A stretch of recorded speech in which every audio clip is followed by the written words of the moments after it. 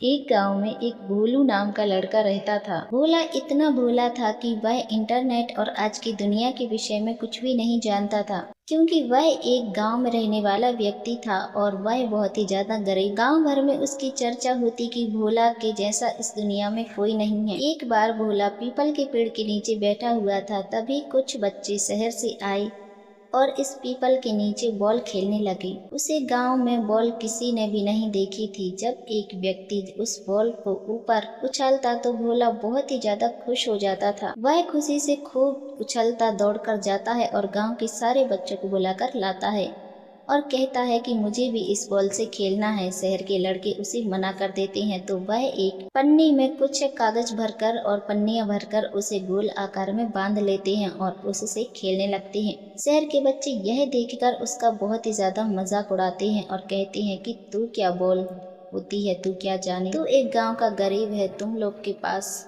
एक टाइम का खाना खाने के लिए रहता है, तुम लोग बॉल कहाँ से लेकर आओगे? तुम्हें पता है मैं इस गांव के सरपंच की बहन का लड़का हूँ।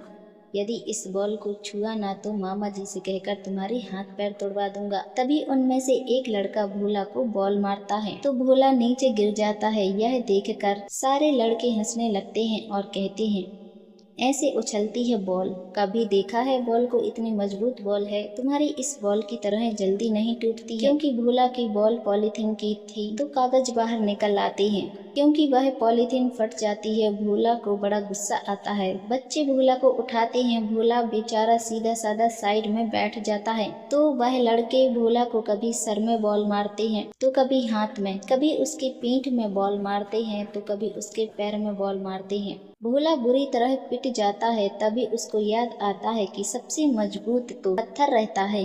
वह एक मीडियम साइज के पत्थर को एक मोटे कपड़े में बांधता है और बॉल तैयार कर लेता है। फिर वह अपने बच्चों के साथ मैदान में आता है और बॉल शहरी लोगों को मारने लगता है। बच्चे दौड़ दौड़ कर भोला को बॉल पास करते हैं। किसी के सर में मारता है, किसी के हाथ में मारता है। सारे लोग यह देखकर डर जाते हैं और भागने लगते हैं। किसी का सर फूटता है, किसी का हाथ टूटता है, किसी के तो दांत ही टूट जाते हैं। सारे लोग लाल हो जाते हैं, सर से खून निकलने लगता है। इसकी खबर गांव वाले जब सरपंच को देते हैं तो सरपंच वहां आते हैं और सारी कहानी सुनकर अपने ही बच्चों को डांटने लगते हैं और कहते हैं कि यह एक सीधा साधा बच्चा है, तुम ही लोगों ने कुछ किया होगा। यदि किसी को बेवजह परेशान करोगे तो ऐसे ही सजा मिलेगी।